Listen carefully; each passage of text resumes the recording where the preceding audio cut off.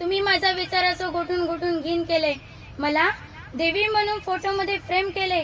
जमेल तसे जमेल आपल्या सोयीनुसार माझे कौतुक करता.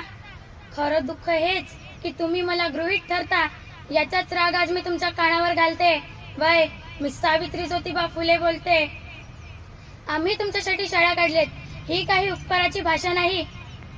बाजाराया सेवेसारखा बँड बाजा कर तसा नाही. मी विसरून गेले होते की आम्ही कोणकोणते विष पचवलेले आहेत. हल्ली मात्र तुम्ही आमच्या आत्मसन्मानाला बसले आहेत.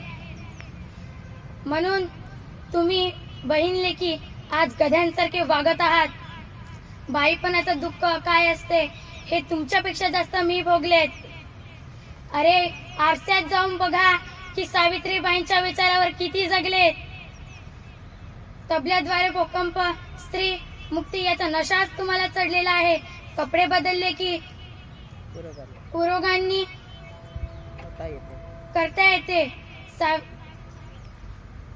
माझी शिकली सवरलेली लेक आज संस्कृतीच्या नावाखाली कांदे सोलत आहे. अरे, ज्योतिबा शिवाय सावित्री आणि सावित्री शिवाय ज्योतिबा समजून घेता येणार नाही आणि विचाराची ज्योती एकटी एकटी नेता येणार नाही. म्हणून माझ्या प्रिय मित्र मैत्रिणींनो, शिका, संधीचे सोने करा.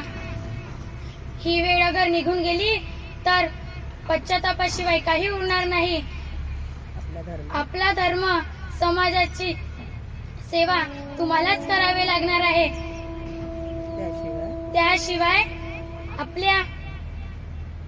त्याशिवाय नवीन आदर्श आणि आपल्या समाजाची सेवा करता येणार नाही. धन्यवाद.